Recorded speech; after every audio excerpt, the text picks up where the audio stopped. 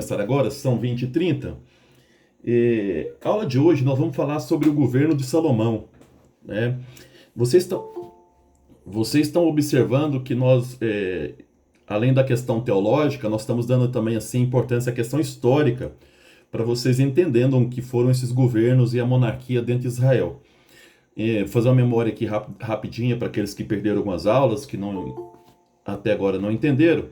Nós começamos lá com os patriarcas, né, nômades que saíram lá da região da Mesopotâmia, lá de Ur, da Caldeia, e entraram naquilo que nós chamamos hoje de Terra Prometida, hoje Israel, né, na época não se tinha esse nome.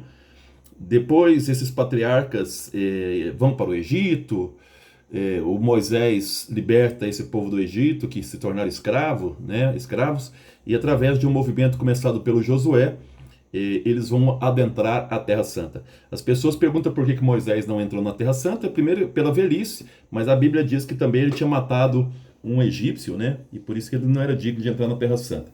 Mas hoje nós sabemos que historicamente mais pela idade mesmo desse Moisés. O Josué começa um movimento, esse movimento a partir do Josué, depois do Josué, vai ser chamado de Juízes. Juízes, na verdade, foi uma confederação de tribos, 12 tribos, que eram autônomas, cada tribo era autônoma em relação à outra. O que unia essas tribos era a língua, a religião, a cultura, né? E principalmente a defesa. Quando sentia-se ameaçado por algum povo estrangeiro, eles mandavam soldados para proteger aquele grupo, né? Aquela região. Então esse foi o período chamado período dos juízes. A Bíblia nos fala que existiram aí também 12 juízes, até esse número 12 é simbólico, tá? Vocês já aprenderam isso, né? Então esses 12 juízes também é um número simbólico, mas o que conta aí, o que é importante nesses juízes é essa confederação de tribos. Depois desses juízes, vai começar o período que nós começamos a estudar com vocês, que é o período que nós chamamos de monarquia em Israel, o período da monarquia. Começamos na aula passada, falamos do Saul, falamos do Davi, e hoje então vamos falar sobre o Salomão. Na aula passada eu tinha dito para vocês que a monarquia nunca foi muito bem aceita por todos, não. Na verdade, a monarquia ela sempre foi complicada para Israel, porque as tribos eram independentes, as tribos eram livres, né? A partir do momento que você tem que se submeter a um único rei, você nem sempre fica feliz com isso. Então a monarquia sempre foi um problema para Israel. De tal forma, isso que é importante para vocês entenderem quando estuda a história de Israel, a tal ponto que você tem que justificar essa monarquia. E a justificação dessa monarquia justamente são os textos sagrados, né? Os textos que são escritos para justificar essa monarquia, dizendo que Deus quer essa monarquia, que Deus escolheu esses reis, são três nomes que basicamente a Bíblia usa para denominar esses reis. Ou eles são chamados de filhos de Yahvé, Yahvé é Javé, né?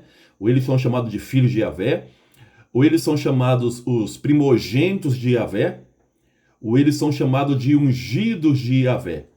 Tá? Então, ou seja, a própria quem está escrevendo esses textos, tá? Quer justificar a monarquia, colocando que essas pessoas foram escolhidas por Deus. Tem que fazer toda uma teologia para justificar que esses reis foram preferidos por Deus, que a monarquia foi o sistema que Deus escolheu. Mas historicamente não é bem assim. A população nem sempre aceitou a monarquia sempre foi um problema em Israel. Tá? Isso que é para vocês saberem. A monarquia não foi aceita de forma tranquila, não. A população ela tinha um pé atrás, porque um povo que construiu a sua história através da libertação do Egito, que sabia como funcionava uma monarquia, porque eles vieram do Egito, o Egito era uma monarquia teocrática também. O que é monarquia teocrática? É uma monarquia baseada na religião, é uma monarquia baseada em Deus ou deuses. Então o povo hebreu, eles vieram dessa monarquia egípcia, eles sabiam que era duro, eles foram escravos no Egito. Então eles nunca aceitaram de forma muito fácil essa ideia de monarquia, porque na cabeça deles o sistema seria o mesmo, e foi, de certa forma, muito parecido. Então eles colocaram resistência. Agora grava uma coisa importante aí, pegando aqui a questão da Bíblia. Estou com a Bíblia aqui do lado para mostrar para vocês, Bíblia de Jerusalém aqui, ó. Tá. Os primeiros livros, Gênesis, Êxodo, aí depois vamos ter Levítico, Números, Deuteronômio, Esses livros, uma parte desses livros, hoje nós sabemos que esses 5 primeiros livros da Bíblia, que nós chamamos que os judeus chamavam de Torá, a lei, que nós chamamos hoje de Pentateuco, né? 5 Pentateuco, esses livros, boa parte eles são escritos por 4 grandes escolas. 4 grandes escolas, que você já estudaram isso em algum lugar aí de curso bíblico. Quais foram essas 4 escolas? A escola chamada Javista, a escola chamada Deuteronomista, a escola chamada Eloísta e a escola chamada Sacerdotal. Então, esses livros, quando você começa a cavucar, né, quando a gente fala assim na linguagem, cavucar aí os versículos e os capítulos, você vai perceber características de uma escola chamada Javista, que chama Deus de Javé, uma escola chamada Eloísta, que chama Deus de Elohim, uma escola chamada Deuteronomista, trabalhando muito mais a questão das leis, e uma escola sacerdotal. Essa escola sacerdotal ela é pós-exílica, tá? Ela escreve principalmente depois do exílio. O que é importante para nós é que a monarquia ela teve uma escola teológica oficial. A monarquia teve uma escola teológica oficial. São os javistas. Os javistas, a função dos javistas é falar bem do rei. A função dos javistas é mostrar que a monarquia foi algo querida por Deus. Vai chamar Deus de rei, o rei dos exércitos, o rei de Israel. Então, assim, a escola javista, ela tem uma das preocupações dela é ser uma escola oficial, uma escola que procura defender a monarquia. Então, veja bem, no período do Davi e do Salomão, principalmente do Salomão, que vamos estudar hoje, era necessário justificar que a nossa história da monarquia não está desvinculada do passado. E aí, essa escola javista foi a responsável por escrever a história de Israel nesse momento. Desde o capítulo 12 do Gênesis, que começa com Abraão, até o rei Salomão. Então, essa escola chamada javista, tá? Estamos aqui falando de teologia e de história ao mesmo tempo, não sei se estão percebendo. Então, essa escola chamada javista, ela teve uma função dentro do governo de Salomão de dizer assim, o reinado de Salomão, ele não é separado do passado, ele não é desvinculado da promessa de Abraão, ele começou lá com Abraão. Então, o que está acontecendo hoje ainda é o quê? É a realização daquelas promessas que Deus fez a Abraão. Deus não prometeu uma terra para nós, ela se cumpriu através da monarquia. O nosso pai Davi conquistou tudo. E agora o nosso pai Salomão, nosso rei Salomão, está mantendo isso aí. Então era uma forma de justificar, né? Então boa parte dessa escola javista que escreve, tá? Que ajuda a escrever esses 5 primeiros livros, tá? Essa escola chamada javista, ela vai então escrever essa história do povo hebreu, começando com Abraão até o Salomão. Essa foi a função dessa escola, para dizer que a dinastia de Salomão, ela é o cumprimento das promessas que Deus fez a Abraão. Só Abraão não, fez Abraão, depois fez a todos os outros patriarcas, fez ao próprio Moisés, fez aos juízes, fez ao rei Davi e agora está fazendo a Salomão. Então o Salomão é o cumprimento dessas promessas. Então, é esse cuidado que vocês, porque embora a gente esteja estudando aqui a questão bíblica da história de Israel, boa parte de vocês que foram meus alunos em outros cursos, você já tem a capacidade histórica de perceber quando é que um texto está tendo muito elogio. Então, quando você vê muito elogio na Bíblia aos reis, é a escola javista. Essa escola que quer dizer que a monarquia é uma coisa querida por Deus, que os reis são ungidos por Deus. Gilmar está entrando também, que os reis são queridos por Deus, são ungidos por Deus. Então essa escola chamada escola javista, é uma escola que tem uma intenção teológica. Para Gilmar que está entrando agora, só fazer aqui a recordação, nós estamos dizendo aqui que os primeiros livros da Bíblia, e aí ao falar com a Gilmara vocês vão recordando isso também, os 5 primeiros livros da Bíblia tem 4 grandes escolas que escreveram esses livros, né? 4 grandes escolas. Uma escola chamada javista, uma escola chamada eloísta, outra deuteronomista e outra sacerdotal. Estou dizendo que na época do Salomão, as pessoas não estão aceitando a monarquia. Mesmo na época do Davi, as pessoas não estão aceitando a monarquia. Então, a monarquia precisa ser justificada teologicamente. Quem é que vai justificar essa teologia da monarquia? Essa escola javista. Então, na época do Salomão, esses escritores tiveram uma função que foi legitimar a monarquia, dizendo que essa monarquia ela era querida por Deus, tá bom? Que ela era querida por Deus. Então, quando perguntarem para vocês, quando foi que a escola javista começou a escrever? A escola javista ela começou a escrever na época do rei Salomão, Davi e Salomão, tá? Elas utilizaram de textos mais antigos? Sim, de textos mais antigos, mas vamos dizer assim, a edição final, a edição final desses textos foi na época do rei Salomão. E eles, então, esses javistas, eles vão compor essa história dos hebreus de Abraão até o Salomão. Uma coisa importante aqui, mas Guta, a Bíblia não começa com a história de Abraão, não começa, porque algum engraçadinho que a gente não sabe quem, deve ter perguntado, tá, e antes de Abraão, o que existiu antes de Abraão? Aí vai entrar o capítulo 1 ao capítulo 11 do Gênesis, tá? Só que esse capítulo 1 e o capítulo 11 do Gênesis, ele tem tanto tradição javista como tradição sacerdotal. Ele é pós-exílico principalmente também, tá? Mas de qualquer forma, os capítulos 1 ao 11 do Gênesis não fazia parte dessa história de Israel. A história bíblica começaria no capítulo 12, que é a história de Abraão, a história das promessas. Mas aí vem aquela pergunta, tá aí antes de Abraão? Aí escreveram 11 capítulos de características mitológicas que vocês conhecem na Bíblia, ok? Então, voltando aqui à questão do Salomão. A monarquia, ela foi um problema para a história dos hebreus. Os hebreus não estavam acostumados com essa ideia de ficar sob o governo de uma só pessoa. E eles tiveram uma experiência negativa, no Egito. Eles conheceram essa experiência do Egito e ela não foi boa. Eles foram escravos no Egito. A pergunta é, o que vai fazer com que isso seja diferente para nós hoje? Tá? Então, se parte da população foi beneficiada com a monarquia, quem que é beneficiado com a monarquia? Quem está próximo do rei.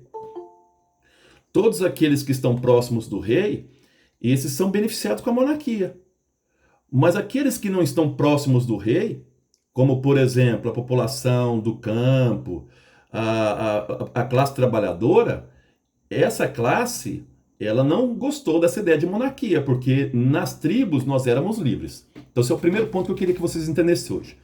A monarquia foi um problema para Israel. A monarquia, qual foi o primeiro rei? Já vimos na aula passada, Saul, depois Davi e agora Salomão. Vamos falar hoje do governo de Salomão, vocês vão ver. Hoje a minha ideia é mostrar os pontos positivos do governo de Salomão e os pontos negativos. Vocês vão ver os dois lados dessa história, os pontos positivos do Salomão e os pontos negativos. E como Salomão transformou a confederação de tribos no Estado. O máximo do Estado entre os hebreus aconteceu com Salomão. Tá? O Salomão, o governo dele foi de muito mais prosperidade do que o Davi. Vocês vão ver isso hoje também. Mas o Salomão, ele criou um verdadeiro estado dinástico. O que é estado dinástico, Guto? É o estado em que o filho do rei vira rei. O neto do rei vai virar rei, assim por diante. É uma dinastia. Então, isso não existia em Israel. Lembra de uma fala quando eu estava falando sobre as tribos, que eu falei que a escolha das tribos era pelo carisma delas, as pessoas eram carismáticas? Quer dizer, aquelas que mostravam ser iluminadas, aquelas que mostravam ter talentos, essas eram escolhidas. Agora, a partir do Salomão, não. A partir do Salomão vai ser escolhido o filho do rei. Mas, Guto, o Salomão já era filho de Davi. Era, mas não existia uma regra. Tanto era que tinha dois filhos, o Absalão e o Salomão, que brigavam pelo trono do pai. Aí o pai antecedeu e colocou o Salomão como rei. Mas é com Salomão que vai vir essa questão das dinastias. Filho de rei tem que ser rei. Isso não existia antes. Tá? Então, esse é o primeiro ponto que eu falei para vocês, é que a monarquia foi um problema. Como é que a gente resolve esse problema da monarquia? Criando uma teologia para justificar, para legitimar essa monarquia. Essa teologia foi criada pelos javistas, uma escola teológica que vai justificar dizendo que a monarquia ela é querida por Deus. Ela é querida por Deus. O rei é o filho de Deus, é o preferido de Deus, é o ungido de Deus. Tá bom? Existe um sociólogo que eu gosto bastante, tem um livro dele que eu gosto, o nome dele é Peter Berger. Peter Berger. Ele está dizendo assim, quando as pessoas questionarem as leis humanas, é só dizer para as pessoas que essa lei humana é divina, que ninguém questiona mais. Tá? Então, quando uma lei humana ela é bastante questionada, e ela é importante para a sociedade, basta dizer que foi Deus que criou essa lei que as pessoas passam então a acreditar. Foi isso mais ou menos o que os javistas fizeram. Os javistas eles vão dizer que a monarquia é querida por Deus, que Deus escolheu os reis, que os reis eram ungidos de Deus, tá? Foi essa a tarefa dos javistas, essa escola que vai ajudar a construir os 5 primeiros livros da Bíblia. Só foram eles? Não, teve mais 3 escolas que eu falei para vocês, os eloístas, deuteronomistas e sacerdotal. Beleza. Segunda coisa então, primeira coisa, a monarquia foi um problema a ser resolvido. Segunda coisa, o Salomão ele vai transformar completamente aquilo que era o sistema de tribos em um estado dinástico. Então aquelas confederações de tribos independentes, baseadas no carisma, vão desaparecer. O Salomão vai construir um verdadeiro estado, a exemplo do estado pagão. Uma burocracia enorme, e ele vai fazer 2 coisas que vão ser bastante questionadas no governo dele. Uma delas é corvéia. Não sei se você sabe o que é corvéia. Corvéia é trabalho obrigatório. Ele obrigou a população de Israel a trabalhar 4 vezes por ano de graça para o Estado. Isso é corvéia.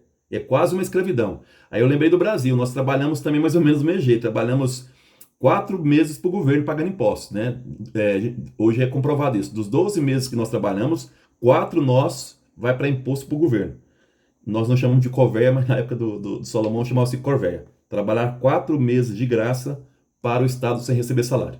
Tá? Isso não existia. Na época do Davi, o Davi fez a corvéia para estrangeiros. Para estrangeiros. O Salomão vai criar a corvéia para israelenses. Então, entre os israelenses, vai criando aos poucos uma certa raiva do Salomão. Não todo mundo, mas a maioria da população ela não vai ver com bons olhos a figura do Salomão. Tá?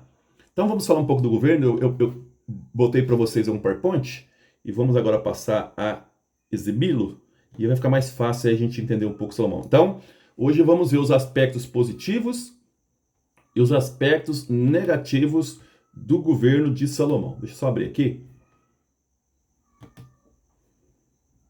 E voltar aqui, peraí.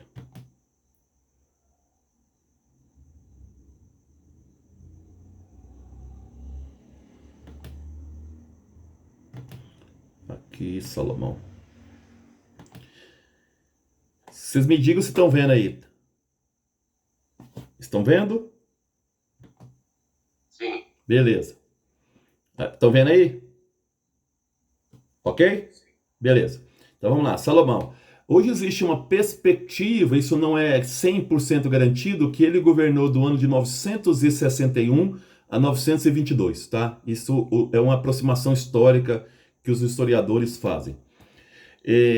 Diferente do pai dele, vocês lembram que o pai dele foi guerreiro, o pai dele foi habilidoso na guerra? O Salomão não, ele não era guerreiro, diferente do pai dele, tá? Mas o reino do Salomão foi um reino de paz, com exceção de 2 problemas, que foi com a Síria e com o reino chamado Edomita. Os 40 anos do governo de Salomão foi um governo muito tranquilo, porque ele conseguiu fazer aí muitas alianças com casamentos, levou moças para o harém dele de vários lugares, casou com uma filha do rei Egito, do faraó. Alguém está chamando, peraí. Vou parar a partida e depois volto aqui. Deixa eu só voltar aqui porque alguém acho que pediu. Tá. Então vamos lá. Eu vou partilhar de novo aqui. O Andinho é um convidado que eu chamei para ver também nossa aula. Tá. Aí. Seja bem-vindo, Andinho. Então vamos aqui. Tá. Então, o Salomão não foi guerreiro. O tempo do governo dele foi um tempo de paz. O máximo de extensão que o pai dele conseguiu, ele manteve quase tudo, perdeu alguns lugares só. O máximo de extensão da história do povo hebreu foi com o rei Davi. Então ele não teve nenhum inimigo sério, ameaçou ele. A tarefa maior do Salomão nos 40 anos de governo dele foi manter o reino unido, a população unida. Essa foi a tarefa do Salomão nesses 40 anos, tá? Em vida, quando o pai ainda estava vivo, o pai inteligentemente colocou ele como corregente, quer dizer, ele foi rei ao lado do pai. O pai já foi passando o trono para ele com segurança, não teve, além do irmão dele, Absalão, que tentou governar, ninguém interrompeu depois o governo dele. Quando o pai morreu, ele já assumiu como rei dos hebreus. O Davi, eu sempre coloco aí a citação bíblica depois para vocês dar uma olhada, tá? Então aí 1 Reis 2:10, o seguinte, está a morte do Davi. O Salomão, a primeira coisa que ele fez é aquilo que quase todos os reis faziam: eliminar os inimigos. Então, alguns, a mando do próprio pai que estava na cama, todos aqueles que tinham atentado contra o governo do Davi, o Davi mandou matar. Outros foram afastados e mandados para o exílio, como, né, o Adonias que nós vimos na última aula. Então, o Salomão, ele vai mandando para fora ou matando aqueles que ameaçaram o governo do pai dele e, logicamente, que ia ameaçar ele. Vamos um pouco aqui para frente. Como é que foi a política externa do Salomão para fora de Israel? Com Davi, o reino tinha chegado ao máximo de extensão. O que ele tinha era que manter isso aí. Como é que ele fez? Tentando relações amigáveis com os conquistados. Tá? Muitas alianças, jovens estrangeiras foram levadas para o harém dele para manter essa boa relação. Como eu falei para vocês, ele casou com a filha, uma das várias mulheres dele, foi a filha do faraó Egito, Seamun. Essa era a preferida dele. Ela, inclusive, tinha um palácio dela lá em Jerusalém. Tá? O que ele vai mantendo essas relações boas. Mas a melhor relação que o Salomão teve foi com o reino de Tiro, principalmente com um cara chamado Hiarão II. Hiarão I. Com Tiro, o Salomão manteve boas relações. Inclusive foi o reino de Tiro. Tiro hoje fica na região da Síria. O reino de Tiro foi o que manteve financeiramente as conquistas do Salomão, financeiras. Era quase que empréstimos feitos ou trocas de mercadorias que Tiro fez. Então foi o grande parceiro, foi esse Irã, né, o Irão também, tá? Você vai achar o nome dele de Irão. Então esse Irão, esse Irã I, foi aquele que beneficiou o reino de Salomão. Como? Israel mandava trigo e óleo de oliva para Tiro, e em contrapartida, Tiro mandava madeira de lei do Líbano, cedro do Líbano, para Israel. Não esqueçamos que o Salomão, ele vai, no 4º ano de governo dele, ele começa a construção do famoso Templo de Salomão, tá bom? No 4º ano de governo dele. Então, o Tiro levava óleo e trigo, e Israel recebia cedro do Líbano, que é caríssimo. Inclusive com a embarcação. Outra coisa que eu vou falar daqui a pouco, Tiro, inclusive, que era a antiga região dos fenícios, colaboraram também com ele com embarcações para conquistas do Mercado do Sul. Vocês vão ver isso daqui a pouco, tá? Andamos um pouco à frente. Uma coisa que ele fez para defender-se nacionalmente ou internamente foi criar um grande exército permanente. O pai dele já tinha um exército de mercenários. Agora não, ele vai construir mesmo um exército permanente. Outra coisa que ele faz é fortificar algumas cidades. Ele manda cercar algumas cidades com muralhas, como base militar, desde o norte até o sul. Várias cidades serão fortificadas, inclusive Jerusalém. Jerusalém, ela foi fortificada na época do rei Salomão. O exército dele era forte, a exemplo do pai dele, mas mais forte do que o pai dele era mais mercenários. Então ele podia tanto se defender fora, como internamente alguma revolta interna, tá? Diferente do pai dele, ele passou agora a usar carro de combate. O pai dele não aceitava, lembra da última aula? Que o pai dele não aceitava carro de combate, preferia cavalo? O Salomão não. O Salomão, então, ele vai usar carro de combate. Aqui o livro de Reis e o livro de Crônicas, está na Bíblia, tá a citação aí, fala que ele tinha, em Israel, chegou a ter 4.000 estábulos para abrigar os cavalos, mais de 1.400 carros de combate, tá? E 12 mil homens aptos a dirigi-los, ou seja, tinha mais homens para dirigir esses carros do que propriamente carro, para mostrar de fato que ele assumiu esse combate através dos carros. Ele comprava cavalos da Cilícia, vou mostrar para vocês daqui a pouco, e os carros ele comprava diretamente do Egito, dos mercadores que iam para o Egito, tá? Vamos aqui para você. Esse é um exemplo que eu falei de carro de combate, muitas vezes vocês não sabem o que é. Esse é uma biga, um carro de combate com 2 cavalos, chama biga. Roma utilizava também a quadriga, né? Ou seja, de 4 cavalos, tá? Que também usava bastante Roma. O Império do Salomão, ele era o mesmo do pai dele. O problema que ele teve, como eu falei para vocês, foi através aqui. Deixa eu só ocultar esse negócio para vocês verem. O problema dele foi que o reino do sul, chamado reino do Edomita, o Haddad, ele se torna rei desse lugar e aí então ele perde parte desse reino. Não todo o reino, mas ele vai perder parte desse reino. Mesmo assim ele conseguiu controlar. Eu coloquei para vocês aqui um mapa de Israel e onde era o reino de Edom, bem no sul. Ele fica entre Israel e o Egito, tá? Então aqui vocês, esse é onde está amarelinho aqui, ele perdeu parte desse reino para esse Haddad que se tornou rei. Só de um... Acho que não tá passando. Pra mim não tá aparecendo no mapa, não. Não sei se pros outros. a letrinha está passando? Pra mim não. Agora não? Pra mim também não. Espera aí, então. Então vamos lá voltar tudo de novo. Espera aí. Aqui vocês estão vendo não, né? Sim, agora passou. Tá, então vamos voltar, vamos para isso aqui. Deixa eu mostrar o carro de combate, isso aí, ó. Isso é um carro de combate para quem não conhecia, tá? Aqui, eu acho que vocês vão ver melhor. Tá vendo essa parte laranja aqui no fundo? Aqui na parte de baixo? Aqui é Israel. Aqui é o reino Edomita.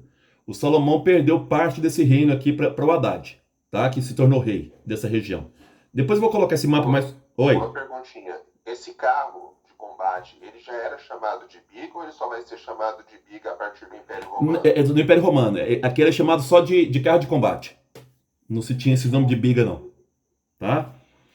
A Síria também, esse Razon, ele se tornou também rei de Damasco. Então o Salomão perdeu Damasco, só Damasco. Então, seja, o Salomão, em todo o governo dele, ele perdeu 2 pequenos territórios, Damasco e também um pedaço de Edom, dos edomitas. Só. O restante que o pai tinha conseguido, ele manteve. Então, todos esses reinos, aqui eu coloquei um mapinha embaixo, aqui vocês estão vendo? Aqui em cima é o reino arameu de Damasco. Tá? Então, tudo isso aqui era o império que o Davi construiu e que o filho mandou. Aí que está uma questão bacana na Bíblia. Quando vocês lêem a Bíblia, vocês acham que o Josué conquistou tudo de uma vez. Não conquistou. A conquista definitiva ela acontece com Davi, tá? Dá uma diferença de quase 200 anos. E o filho dele tenta manter aquilo que o pai conquistou. Olha o império deles. Tinha aqui o reino de Moabe, tribos nabateias, tribos aramaicas, reino arameu de Damasco. Onde estão os filisteus aqui, ó? Na região hoje que é a faixa de Gaza. Tá? Tinha parte das tribos árabes também pertencente aqui ao reino hebreu, né, ao império hebreu. E aqui, o mais ao sul, esse reino de Edom. Então, tudo isso aqui foi conquistado pelo Davi. E o filho dele manteve. De novo, com exceção de Damasco, que o filho perdeu, e com exceção de um pequeno território de Edom, que o filho também perdeu, Salomão. O restante foi um reino tranquilo do Davi. Eu coloquei aqui completo o mapa para vocês enxergarem agora, tá? Aqui está a cidade, na setinha onde eu estou aqui, tá Tiro. Isso aqui é a antiga Fenícia, tá? Sidom, Tiro, era o antigo reino da Fenícia. Hoje é a Síria. Acre hoje está em Israel, é o lugar mais ao norte de Israel, hoje é Acre, tá? Onde os cruzados tinham uma fortaleza de Acre. Na Idade Média, os cruzados, quem gosta de história, tinha aqui, ó, tá bom? Aqui nós temos o Mar da Galileia, aqui o Mar Morto, né? O Mar da Galileia, aqui em cima aqui, ok? Só para vocês entenderem um pouco isso aí. Vamos lá. de todas as atividades do governo de Salomão, o que ele mais se destacou foi no comércio. O comércio dele, ele foi realmente muito sábio na questão do comércio. Ele sabia que onde ele governava, eu vou voltar aqui para vocês verem aqui, ele sabia, deixa eu pegar aqui, ele sabia que aqui é o norte, aqui embaixo é o Egito, aqui mais à direita está a Arábia. Ele sabia que todo o comércio tinha que passar por aqui, ó, onde está o Estado de Israel. Então ele conseguiu usar dessa questão geográfica para enriquecer. Ele sabia que onde ele estava era o que ligava o Egito à Síria, o sul ao norte. Aqui, ó, onde está Sidom, Tiro, tudo tinha que passar o comércio principal vinha da Fenícia. Vocês sabem que os fenícios eram os campeões nas embarcações e navegação. Todo o comércio era feito nos litorais por essas embarcações. Pegava as mercadorias e as que tinham que passar por terra passava aqui por Israel, tá? Então, seja... Hoje continua sendo região de conflito, né, Guto? Hoje continua sendo região de conflito. Então, ele usou dessa estratégia geográfica para tornar Israel um dos reinos mais ricos da época em que ele governava, tá? Essa questão aqui. A primeira coisa que ele fez foi manter uma parceria com os fenícios, né, com Tiro e Sidom, em relação ao sul, ali próximo, hoje onde é a Somália. Então, essa palavra tem até o ouro de Ofir. Ofir a gente sabe que era uma pessoa, mas na verdade... se buscava ouro aqui nessa região onde é a Somália, e graças aos marinheiros fenícios, ele manteve embarcações ali nesse Mar Vermelho, tá? Aqui, ó, depois vocês podem ler aqui, 1 Reis 9, 26 a 28. Então Salomão manteve uma frota permanente comercial no Mar Vermelho, em parceria com os fenícios.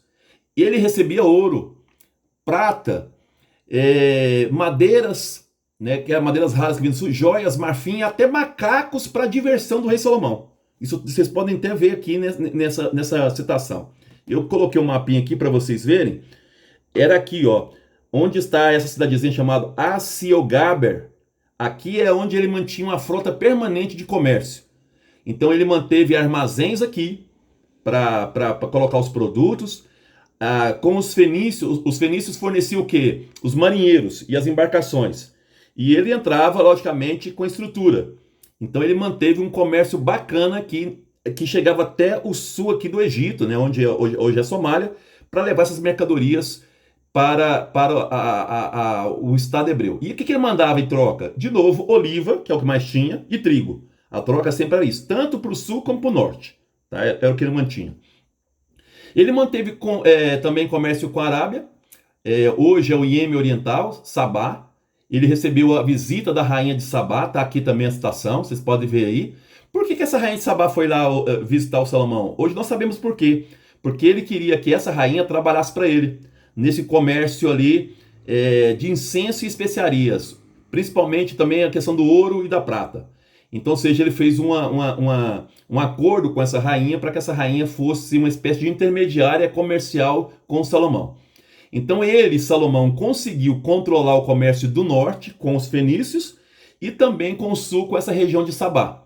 Tá? Eu pus um mapinha aqui para ajudar vocês a entenderem onde é Sabá. Então tá aqui, ó, Sabá no sul. Na Bíblia até aparece Seba e Sabá, quando vocês vão ler lá. Tá aqui, ó. Tá? Olha onde ele chegou, hein, gente. Estamos falando aqui, ó. Aqui você tem praticamente o sul da Arábia Saudita atual. Aqui está Israel, onde está a setinha aqui, ó. Israel aqui. Tá? Aqui, nesses dois chifrinhos aqui, o Mar Vermelho, ele mantinha também aqui embarcações, e ele chegou até o sul aqui da Arábia Saudita fazendo comércio, tá? Usando principalmente os mercadores fenícios para isso.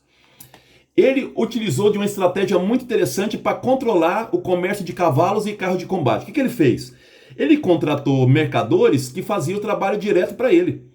Então, eu vou dar um exemplo muito simples. O cavalo no Egito custava 600 ciclos de prata. Ele conseguiu mercadores que na Cilícia hoje está aqui próximo da Capadócia, Capadócia, Turquia, onde aconteceu o terremoto, viu, gente? A Cilícia é onde hoje aconteceu esse terremoto na Turquia. Então ele conseguia comprar cavalos aqui a 150. O Egito vendia por 600, o que ele fazia? Revendia. Ele é intermediário nessas questões. Ele importava tanto cavalos como carros, pois ele, né, os hebreus não produziam nem cavalos nem carros de combate. Então ele passa a controlar o comércio de carros dos cilícios e carros dos egípcios. Ele não compra os carros direto dos egípcios. Ele encontra mercadores que compram mais barato. E aí ele controlava esses mercadores que revendiam também a preços maiores. Então ele passa a ter mercadores reais na compra de cavalos e de carros. Isso foi enriquecendo o império do Salomão, tá bom? Então Salomão, o governo dele, desses 40 anos, significou aí o governo da Idade de Ouro. Foi o período de maior prosperidade em Israel e o maior período de paz que Israel também teve. Então ele trouxe prosperidade econômica para o reino. Esse controle comercial tornou ele uma pessoa muito rica, gerou empregos, capacidade aquisitiva. Por que gerou empregos? Por causa das construções, vocês vão ver daqui a pouco. Ele fez um acordo com o rei de Tiro na construção do templo, em que eles receberiam salários, os funcionários. Então ele gerou empregos, o poder aquisitivo da população aumentou, cidades cresceram, como a cidade de Jerusalém, que ultrapassou os muros que existiam antes. Passou a usar o arado com pontas de ferro, usado aí pelos filisteus. Isso sucava melhor a terra e dava maior produtividade à terra. Tá? Ele investiu em vários projetos de construção, como o templo, construção do templo, que levou 7 anos. Fortificou cidades, tanto no litoral como também toda Israel. Estabeleceu fortes para proteção, fortes de médio e grande alcance para proteção. Construção de armazéns, como no sul, que eu falei para vocês, tá? E quem que construiu o templo foi um arquiteto de Tiro, onde ele mantinha boas relações e também relações comerciais. O templo levou aí 7 anos para ser construído, começou no 4º ano do governo dele, terminou em 952. O templo ele tinha 2 funções, uma função dinástica, porque era a capela oficial do rei, quer dizer, é como se o templo fosse a igreja oficial do rei, mas também passou a ter uma função nacional, quer dizer, é o santuário nacional dos hebreus. O principal sacerdote do templo era escolhido pelo próprio rei, pelo Salomão, tamanha importância que ele tinha. Uma outra coisa que ele fez, logicamente o pai dele tinha levado a Arca da Aliança para o templo, e ele criou um lugar exclusivo no templo para essa arca, chamado Santo do Santo. É como se o Deus invisível Javé tivesse uma casa na terra, e essa casa era em Jerusalém, no templo, no Santo do Santo. Isso é importante por quê? Porque ele conseguiu unir Israel, no tempo que ele governou, através da religião, através desse templo e da presença do próprio Deus em Jerusalém. É como se o templo fosse a parte central da unidade do povo de Israel. Ele também construiu um palácio que levou 13 anos para ser construído.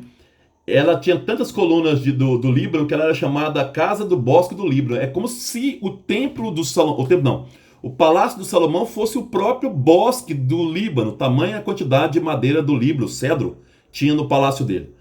Ele mandou também construir um palácio para a mulher dele, a filha do faraó, a mulher dele, né, egípcia, também tinha um palácio próprio.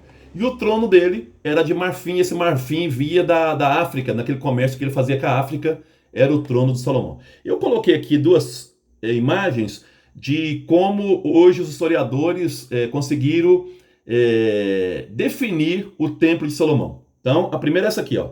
O templo dele era... Esse aqui é chamado de primeiro templo, tá? Nós falamos na última aula. Primeiro templo, que foi destruído pelos babilônicos. Então esse era o primeiro templo. Eu pus dessa forma para vocês verem, e assim também de uma forma mais clara para vocês verem. Essa parte de cima aqui é o Santo dos Santos, tá? Então aqui dentro tem um lugar chamado Santo dos Santos, onde somente um sacerdote entrava para fazer as oferendas para Yahvé. Tá, essa foi a parte, ainda a última parte positiva. Até agora vocês estão vendo que eu estou falando só bem do governo do Salomão, tá? Essa parte positiva. Agora, uma outra coisa positiva no governo dele foi a cultura, a escrita. Como ele criou uma burocracia, tanto para o templo como para as alianças, então a escrita foi praticada largamente. Não só pela burocracia, mas parte da população também escrevia. Foi no governo do Salomão que a história da corte de Davi foi escrita. né? Então, contando a história de como funcionava a corte de Davi, o pai dele, foi escrita no período dele. As narrativas contando a história de Davi, Saul, Samuel, foram também nesse período. As histórias dos patriarcas, do êxodo, da conquista, que era da época dos juízes, a redação final foi desse período com os javistas. Aqui está o nome dos javistas, tá? Faltou um S aqui, ó. Os javistas, essa escola. Então, ou seja, a época do governo de Salomão foi uma época de uma, vamos dizer assim, de uma florescência na questão literária. A música, que também era, a música não era de Israel, eles adaptaram principalmente aí aos fenícios, depois aos cananeus, também foi muito rica na época de Salomão, e mesmo a composição de alguns salmos. Já existiam salmos antes dele, e depois dele também vai ter salmos, mas também foram construídos muitos salmos na época do Salomão, tá? Logicamente que os salmos, boa parte deles é falando bem do rei, inclusive nós chamamos de salmos dos reis, em que ele elogia a monarquia, os reis, logicamente que é um trabalho de teólogos oficiais. Vamos continuar aqui. Até mesmo alguns historiadores falam que Provérbios, pelo menos a ideia do Provérbios foi construído na época do Salomão, embora a redação final foi período pós-exílico. Aí a perguntinha que eu fiz só para fazer a transição. Mas tudo foi favorável no reino de Salomão? Não. Vocês sabem, na última aula eu falei que 10 tribos depois da morte do Salomão vão desvincular dessa casa de Davi por causa do Salomão. Então vamos aqui ver agora a crítica. Então até agora fizemos elogio na questão comercial, na questão das construções, na questão do enriquecimento do reino, mas teve problemas seríssimos. Quais foram esses problemas? O que foi ouro para alguns foi escravidão para outros. Quer dizer, alguns foram beneficiados com a monarquia, mas muitos pagaram com a vida também por causa dessa monarquia. O Estado cresceu muito em poder, mas gerou muita opressão. Eu já falei da corvéia, que é o trabalho forçado. Vamos falar daqui a pouco dos impostos e assim por diante, tá? Embora ele conseguisse muitas receitas com o comércio, as despesas sempre foram maiores. Por quê? Olha só. Construções, manter um exército permanente, ele tinha que auxiliar no culto do templo, luxo da corte, 2 palácios, o dele e o da mulher oficial, porque tinha várias. Então, muitas despesas, uma enorme burocracia para manter. Ele criou ainda 2 cargos desnecessários, mas ele criou um oficial superior e um primeiro-ministro, que não existia na época do pai dele. O primeiro livro de Reis, 9:23, fala que 550 homens supervisionavam as obras. Olha o tanto de gente, só para supervisionar as obras. Então, ou seja, mesmo com fontes numerosas, elas eram insuficientes para poder manter toda esse estado dinástico, tá? Resultado, alguém tem que pagar por isso. Quem paga? O povo. Então ele faz uma verdadeira revolução administrativa, ele vai criar 12 distritos para governar. Cada distrito tinha um governador, esse governador era escolhido por ele, inclusive 2 desses governadores eram genro dele, e eles tinham que submeter a um funcionário oficial dele. Qual o objetivo da divisão em 12 distritos? Não são 12 tribos. Aquela ideia de tribos acabou. Então ele cria 12 distritos, o número é simbólico também, para poder então tirar mais receitas. A ideia dele era organizar uma administração onde você conseguisse tirar o máximo de rendimentos.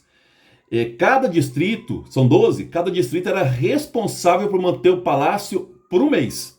Então o meu distrito tem que manter a corte por um mês, o outro por outro mês, até dar o ano. Então a divisão em 12 corresponde também aos meses do ano, em que cada tribo vai ter que manter a corte durante um mês. De graça, ela tinha que trabalhar para que a corte sobrevivesse, pelo menos naquele mês. Já falei dos genros deles aí. Essas 12 tribos, então, antigas, foram substituídas por esses 12 distritos. Aquelas tribos só mandavam soldados na época de guerra. Agora, os 12 distritos têm que manter o quê? Tem que mandar rendimentos financeiros para manter a corte. Olha como mudou. Antes, livremente, as tribos mandavam soldados. Agora tem que mandar provisões alimentar e de dinheiro para manter a corte. Então, além dos tributos, O Salomão, então, ele criou para o Israel a corvéia. A corvéia já existia no pai dele, corvéia é trabalho forçado, só que o pai dele só fazia corvéia para os povos dominados. O filho, ele impôs isso para quem? Para a população de Israel. Quer dizer, durante 4 meses ao ano, a população tinha que trabalhar para as construções, tá? De graça. Muitos vão ler isso como escravidão, outros vão dizer que não, era uma simples corvéia como outros reinos, tá? Existe a discussão. Então, além disso, para ter dinheiro, uma outra coisa que foi negativa no governo de Salomão, pelo menos por parte da população, é que ele teve que vender algumas cidades do norte para o rei Tiro. Então, seja para pagar empréstimos ou pagar construções, ele vendeu algumas cidades para o rei Tiro. Muitas vezes ele dava a cidade como garantia de pagamento de empréstimo. Diz que esse rei Tiro, está na Bíblia também, ao ver as cidades da Galiléia, ficou desanimado e foi reclamar, né, que as cidades que o rei tinha vendido para ele não eram cidades boas, quer dizer, não dava rendimento. Então tem a reclamação também. Então, com Salomão, a cidade, né, o estado, o império que o pai tinha criado, transformou-se completamente.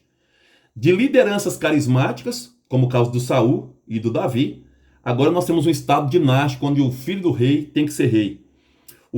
Agora a base do sistema não é mais o Deus Yahvé, é o Estado. O Estado é mais forte agora. Uma sociedade que era agrária e pastoril passou a ser uma cidade comercial, né? As pessoas que viviam no campo, muitas foram levadas para a cidade. A população cananita foi absorvida. E essa população cananita não conhecia essa aliança de Israel. Então essa aliança foi sendo esquecida também por parte da população.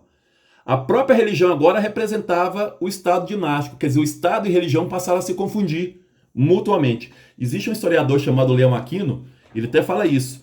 Israel só existe por causa de Javé e Javé só existe por causa de Israel. Em outras palavras, o Estado só foi grande por causa de Javé e Javé só foi grande por causa do Estado de Israel. E como é que isso funcionou, esse sistema funcionou? Através da teologia. A teologia começou a dizer que Javé escolheu esse rei. Para quê? O rei passou a ser chamado filho de Javé, primogênito de Javé, ungido de Javé. Diante de uma população que questionava a monarquia, os impostos, o sofrimento, a corvéia, as mudanças, a teologia oficial javista, falei para vocês, javista, ela vem dizendo que Deus escolheu essa monarquia. Tá bom? E vai criando essas histórias, principalmente a história do povo hebreu começando com a aliança, lá a aliança do rei do Abraão, até chegar aí a figura do Salomão. Então eu vou puxar para vocês aqui agora, para a gente bater um papo aí em relação a isso. Vamos parar aqui, eu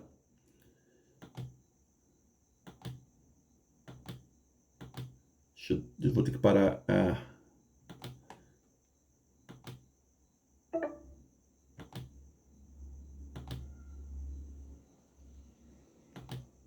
Pronto. Agora vamos aí ao debate, né, às perguntas. Então, o que nós falamos aqui hoje? Nós mostramos os dois aspectos do governo de Salomão. Um aspecto positivo, crescimento, prosperidade, construções, um comércio intenso no norte como no sul. No norte com Tiro, no sul com a Arábia, no Mar Vermelho. Boas relações de aliança que ele fez. Cresceu-se aí financeiramente Israel, prosperidade, ele conseguiu ter um reino de paz durante 40 anos, manteve aquilo que o pai construiu. Negativo, as despesas superaram as receitas. Criou-se a corvéia, criou-se a opressão, as pessoas se sentiram oprimidas, os impostos matavam a vida das pessoas dia a dia, pessoas que eram transferidas do campo para a cidade. E isso fez com que então a população sentisse o peso da monarquia. Diante do peso da monarquia, o que a população faz? Critica.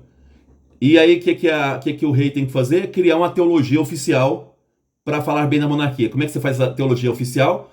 Dizendo que Salomão ele é o cumprimento das promessas de Abraão.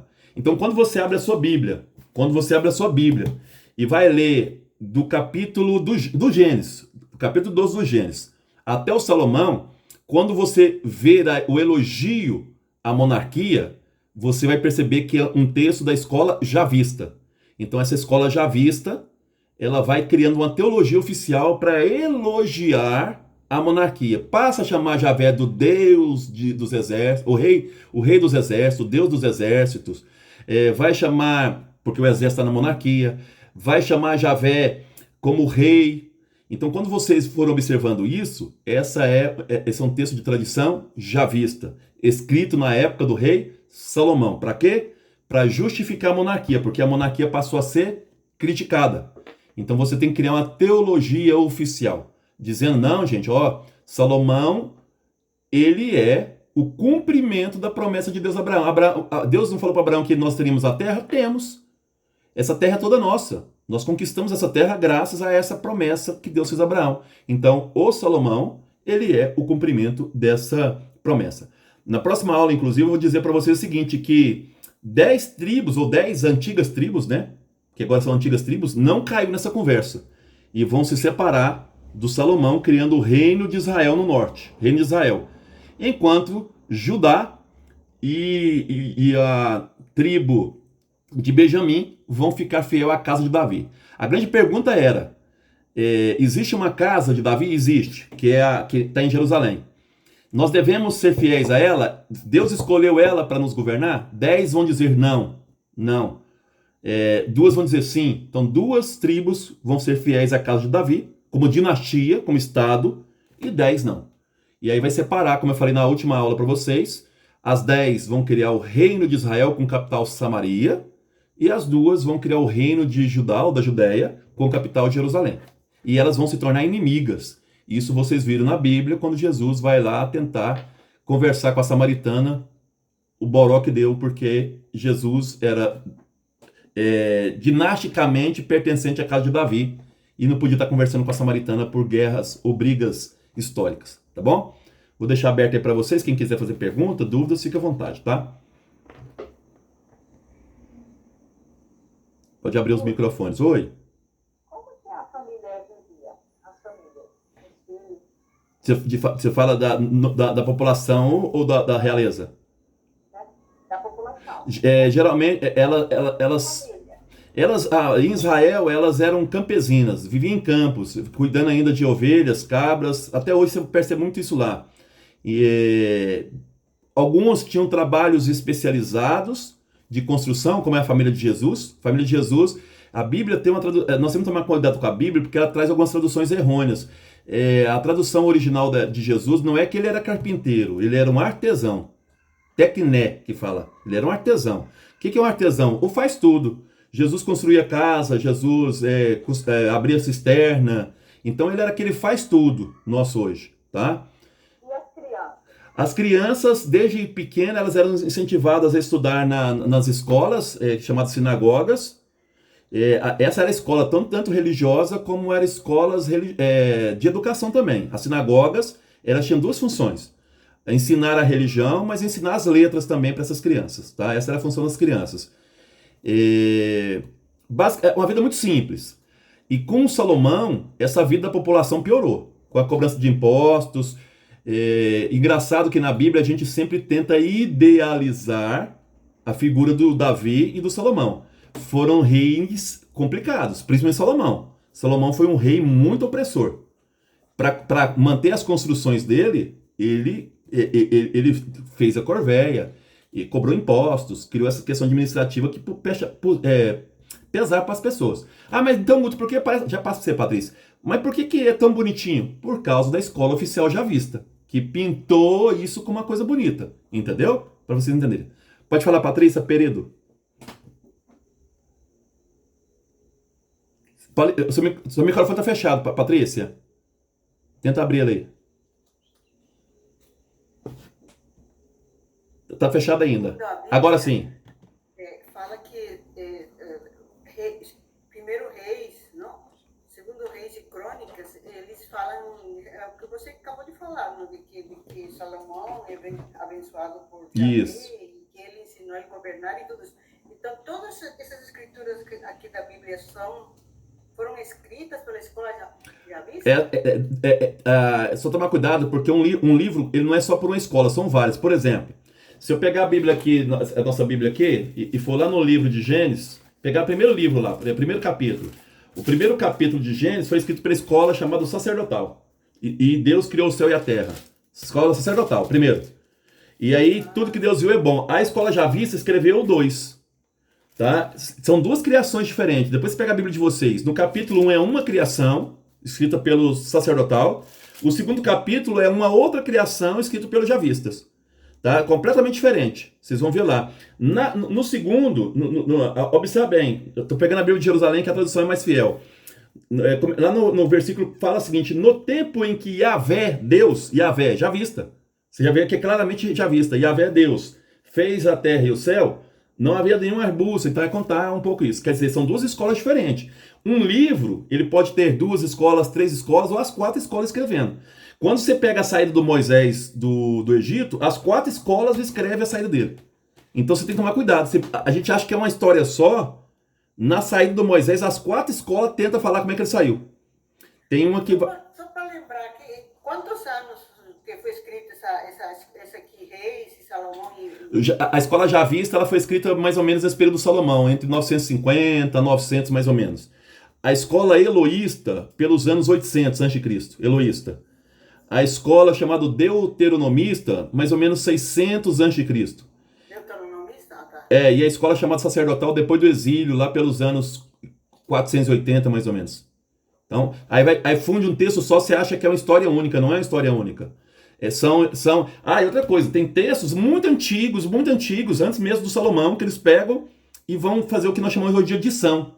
Depois de pegar aquelas histórias, muita história oral, você estuda aquela escola, aí você edita. A edição final é isso aqui. Quase todas as edições finais aconteceram pós-exílio. Quase todas as edições da Bíblia. Pós-exílio. Mesmo essa do Salomão, depois ela passa por revisão pós-exílio. Tá? Mas ela mantém muito ainda de características da época do rei Salomão. Então, podemos dizer que no governo de Salomão a escrita foi muito valorizada. Seja pelos escribas oficiais, seja por aqueles que... Você imagina para construir um templo quanto de matemática não se usou, né? Quantas anotações, gastos, tudo isso. Quer dizer, o Salomão, por isso que eu falo, gente, na história nem tudo é negativo, nem tudo é positivo. Você tem que ver o reino de Salomão, aspectos positivos dele e ver os aspectos negativos, como qualquer governo. O que eu estou tirando de vocês é essa idealização para que vocês entendam como é que esses textos são escritos e qual é a influência depois na cabeça de Jesus dessa situação toda, tá? Obrigada. Essa é a ideia. Pode falar, Rafael. Duas coisas, Guto. É interessante. Primeiro, essa questão que trouxe a Gilmara sobre a situação social, histórica e da questão de Jerusalém na época como isso até hoje, né? É um quadro bem comum, como você falou. A situação é bem parecida com o que era naquela época, né? Hoje, atualmente. Muita desigualdade, as pessoas uns trabalhando no campo, outros trabalhando como você falou.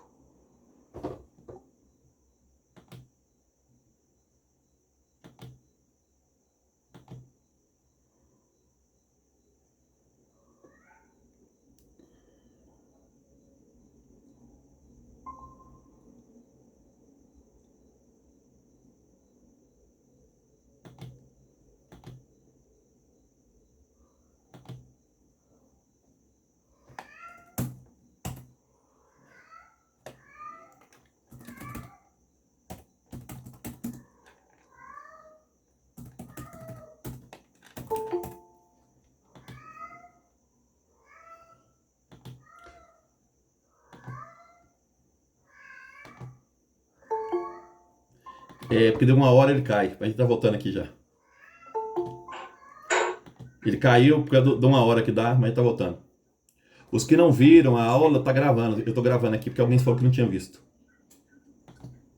E a outra coisa, né, Guto? Assim, primeiro que como ela falou, a situação do povo judeu continua bem parecida com o que era na época do Salomão, né? Muita desigualdade, as pessoas trabalhando hora como camponês, hora como faz tudo. E você falou que o Salomão ele tinha um certo ar assim, de opressor para muitos, né? Me fez lembrar uma história que é mais, chega a ser mais uma fábula, mas você vê como é esse papel, né, do Salomão como opressor. Se não me engano, ela está na tradição árabe, não está nem na Bíblia, mas diz que o Salomão, ele era, na tradição árabe, né, principalmente ali no ciclo das Mil e Uma Noites, principalmente, o Salomão ora aparece como um mago, ora aparece como um sábio. E tem uma história específica, se não me engano, que mostra que ele teria tido o poder, através de vários selos mágicos e tal, subjugado uma tribo de djinns, né? Que são espécies de seres elementares do folclore árabe, pré-islâmico, eu acho. E aí você vê, né, essa questão do papel de Salomão como um opressor visto por muitos, na figura, né, de subjugação dessas criaturas, assim, como você falou, é igual a questão da história de Jó, né, é bem parecido, é uma fábula, né, para exemplificar também esse papel de Salomão, que ora aparece para muitos como um rei e tal, um rei muito sábio e tal, ora aparece como um mago que quer subjugar você, sua família e tal, né? E na tua fala aí, ô, Rafael, tem duas coisas que são importantes. Tem algum microfone aberto da TV aí, não sei quem que é. Uma coisa que você coloca interessante é que boa parte dos textos que a Bíblia produz nessa época, elas são baseadas nos estrangeiros. O Provérbios vem do Egito. Boa parte do livro dos Provérbios vem de provérbios também ligado ao Egito. Nós sabemos, por exemplo, hoje que as escritas ligadas aí ao Gênesis até o capítulo 11 são ligados aí como dilúvios, são ligados aos dilúvios da Babilônia. Quer dizer, Israel utiliza muito disso. E uma crítica que o Salomão sofreu é que ele trouxe muito do estrangeirismo para Israel. Essa foi uma crítica dele. O templo. O templo dele é baseado no templo dos deuses pagãos. Quer dizer, a forma é de Tiro, da Fenícia. Então ele foi muito criticado por isso, por trazer muito dessas características daquela ideia de um rei que se torna Deus, que tinha fora também. Logicamente que ele vai se adaptando à cultura judaica, né? Mas existe ainda uma forte crítica ao Salomão nesse sentido dos estrangeirismos, trazer as culturas de fora para dentro de Israel. Inclusive no templo, no palácio, você vê assim, o palácio deve ser chamado de Bosque do Líbano, mostra claramente que as características do palácio dele era do Líbano e não de Israel. Porque o pai dele não teve palácio, isso que é interessante. O Davi não teve um palácio, isso começa com Salomão. O reino do Salomão, eu acho que isso é bacana. O reino do Davi, ele era modesto. E por ser modesto, ele conseguia manter ele financeiramente, a partir do dinheiro interno. Quando quis esse crescimento do comércio, fez com que o Salomão gastasse mais do que recebia. Esse foi o grande problema dele. Tá? Mas foi um rei sábio, ninguém nega, principalmente no comércio. Ele fez boas alianças, né? Alianças com Tiro, alianças com Sul, alianças com Sabá, alianças com Egito. Levava as mulheres, né? Cada lugar ele levava uma mulher para o harém para poder dizer, ó, vocês são representados aqui. Então ele foi sábio, sim. Isso não nega, né? Ele foi um grande rei. Mas essa questão da sabedoria, né, Gu, tem muito, assim, a sabedoria, né, é quase que também uma metáfora, porque a pessoa pode usar tanto a sabedoria dela para o bem quanto para o mal. Então, assim, dá para ver bem exemplificado essa questão de Salomão, ora aparecendo como um líder sábio, que trouxe prosperidade, e ora como, assim, que tipo de conhecimentos, né?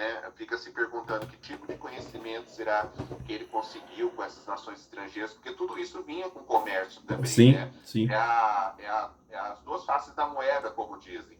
Sim, eu só queria que nessa aula de hoje vocês entendessem que, embora aconteceu toda essa prosperidade, a monarquia foi a causa da divisão também, tá? Que vocês entendam isso. Quer dizer, a monarquia custou muito caro em impostos para a população, a corveia, muita reclamação, pessoas, nós chamamos de êxodo urbano, as pessoas saíram da zona rural para... êxodo rural, né? As pessoas saíram da zona rural para cidades, aconteceu isso muito no governo dele. Pessoas que eram obrigadas a pagar, você vê, um mês da coxa dele, a minha tribo tem que pagar um mês. Isso foi revoltando uma população que era livre. Então essa população lembrava, poxa vida, no Egito, nós saímos justamente dessa monarquia e agora o Salomão quer impor uma mesma monarquia para nós? Então, muita crítica. De novo, a Bíblia, você não vai ver isso. A não ser os estudiosos, que o estudioso lê capítulo, linha por linha tentando identificar. Na Bíblia você vai ver só as coisas positivas, por causa da escola teológica que começou a fazer referência. Essa escola teológica nós chamamos de javistas. Os javistas tentaram pintar um papel bonito do rei, uma monarquia abençoada por Javé, tá? Só para que vocês vão tentando entender essa questão. O Estado ele passou a ser tão forte como a religião, quer dizer, a religião e o Estado centralizava na mesma cidade. O Estado no Salomão e a religião no templo. Onde estava o templo? Em Jerusalém. Quer dizer, e outra coisa interessante, o palácio dele era do lado do templo. Então, o controle todinho da unidade se dava na mão dele. Essa foi a grande questão do Salomão. Tá bom? Só para concluir, Ah. a questão justamente essa questão, tanto os lados positivos quanto os negativos do governo do Salomão, a gente poderia colocar aqui a mesma prosperidade que trouxe, a mesma sabedoria que trouxe prosperidade, riqueza, paz para o reino de Salomão, também culminou na sua derrota. Então, sim. Eu queria saber se a gente pode afirmar isso na hora que a gente for dar aula e tal. Sabe o que pode? Porque, na verdade, a monarquia teve uma consequência. Se você perguntar para quem ganhou com isso, é igual a qualquer estado rico, né? Você fala assim, os Estados Unidos é rico, né? É um país rico. Mas aí pergunta para aquele que passa fome nos Estados Unidos, aquele que está desempregado. A gente acha que todo mundo é igual. Não é. Tem uma parte da população que é pobre, que paga imposto, que não está aguentando mais aquele estado. Assim foi o estado. Quer dizer, a monarquia ela foi bom para poucos. Para uma aristocracia que se formou, para os construtores foi muito bom. Para as pessoas que viviam em torno desse comércio foi bom. Mas para a maioria da população que teve que pagar por essa monarquia, terrível. Ela foi terrível. Então, seja, a monarquia foi a causa da prosperidade e da desgraça de Israel. O que vai levar aí a desgraça no sentido histórico, tá? Não no sentido bíblico. É o que vai levar à separação aí dos dois reinos, o reino do norte e o reino do sul, tá? Uma outra coisa interessante que essa teologia já visto tenta passar é que o rei é justo. Por que o rei é justo? Porque se não for justo, Javé pune. Então, quer dizer, Salomão é justo, Davi é justo. Então, passar a mensagem que o rei é justo, isso também foi uma coisa que a teologia já vista tentou passar. Mais alguma? Pode falar, Patrícia. Não, só para concluir, eu posso concluir que a partir de Salomão até a outra queda de Israel, na verdade, eles se afastaram do Deus mesmo. Não afastaram, mas eles vão tentando criar um Deus oficial, né? Quer dizer, um Deus nacional. É um discurso que justifique as ações.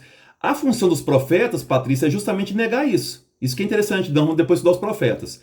Qual é a função dos profetas? Falar assim, ó rei, não é assim não.